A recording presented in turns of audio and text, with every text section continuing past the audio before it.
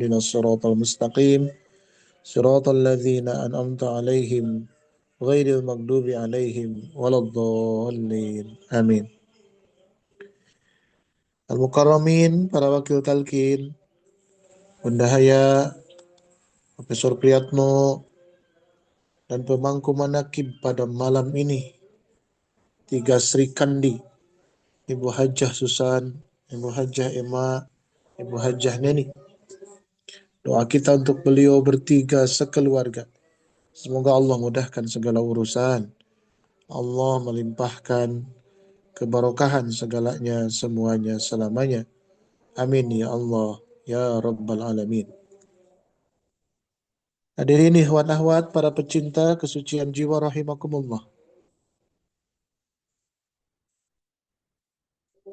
Satu hari datang seseorang menghadap Rasulullah Sallallahu Alaihi Wasallam. Kemudian dia bertanya kepada Rasulullah, dia berkata kepada Rasulullah Sallallahu Alaihi Wasallam, Ya Rasulullah, wahai baginda Rasul, dullani ala amalin, idza amiltuhu ahabbani Allahu wa ahabbani an-nasu. Wahai baginda Rasul,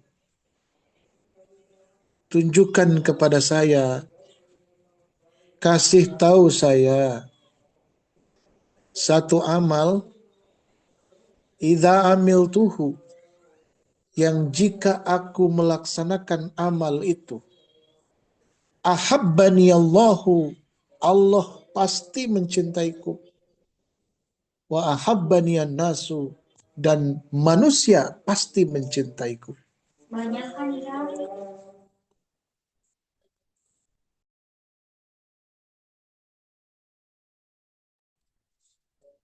Pertanyaan yang disampaikan oleh sahabat ini sangat strategis sekali. Dia mewakili kita semua. Bertanya kepada baginda Rasulullah Sallallahu Alaihi Wasallam, tunjukkan kepada hamba, wahai baginda Rasul, satu perbuatan, satu amal, satu aktivitas yang kalau dilakukan amal tersebut, kegiatan tersebut, perbuatan tersebut akan mendapatkan double keuntungan. Keuntungan binari. Pertama, dicintai Allah. Di saat yang sama, satu tarikan nafas dicintai oleh manusia. Bagaimana jawaban Rasulullah Sallallahu Alaihi Wasallam? Faqala, Rasulullah menjawab, izhad bid dunya yuhibbukan nas juga yuhibbukallah. Izhad bid dunya yuhibbukallah. Wazhad fima indan nasi yuhibbukan nasu. Kata Rasulullah, berlaku zuhudlah fid dunya, dalam urusan dunia. Yuhibbukallahu, pasti Allah mencintaimu. Wazhad bima indan nasi, dan zuhudlah terhadap apa yang ada dalam genggaman manusia. Berlaku juhudlah terhadap apa yang ada dalam kepemilikan manusia. Yuhibbukan nasu, maka pasti manusia mencintaimu. Hadirin yang dimuliakan Allah Subhanahu wa taala, pertanyaan dari sahabat tadi, dari seseorang yang datang kepada Rasulullah tadi, wahai baginda Rasul, kasih tahu saya satu amalan yang kalau aku kerjakan, aku pasti dicintai Allah, dan di saat yang sama, aku pasti dicintai oleh manusia. Jawabannya adalah zuhud. Kata Rasulullah, izhad bid dunya, zuhudlah dalam urusan dunia. Yuhibbukallahu, pasti Allah akan mencintaimu. Apa zuhud itu? tidak senang dunia, meninggalkan dunia, atau menghilangkan dunia. Bukan. Zuhud yang paling keren definisinya sepanjang pengetahuan saya, bisa ditemukan salah satunya dalam kitab Kifayatul Atqiya wa Minhajul Asfiya. Wazhad wa dha faqdu ala qati qalbika bil mali la faqdun lahu taku'a qala. Wazhad, dan berlaku zuhudlah engkau.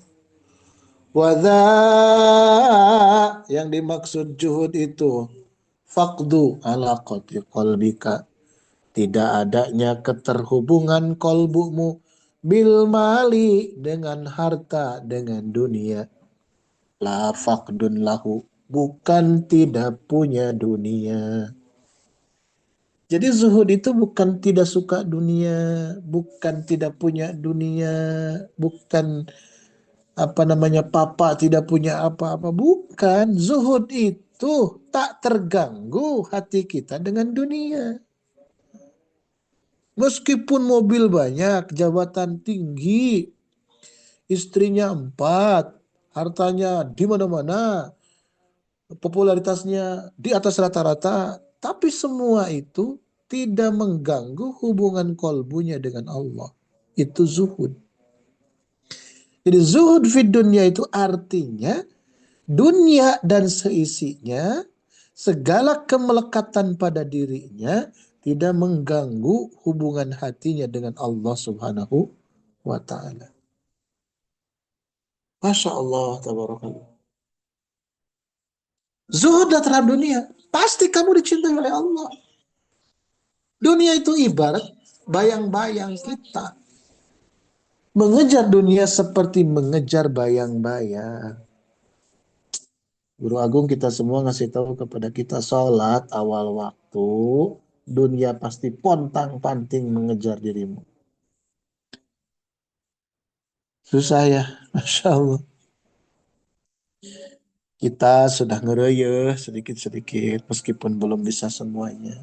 Bisa sekarang 1, 2, 3, masih kedodoran di waktu yang lain. Saya, bukan kita. Begitu. Yang kedua, wazhad bima indan nasi yuhibbukan nasu. Zuhudlah terhadap apa yang ada dalam kepemilikan orang lain. Yuhibbukan nasu, pasti manusia mencintaimu.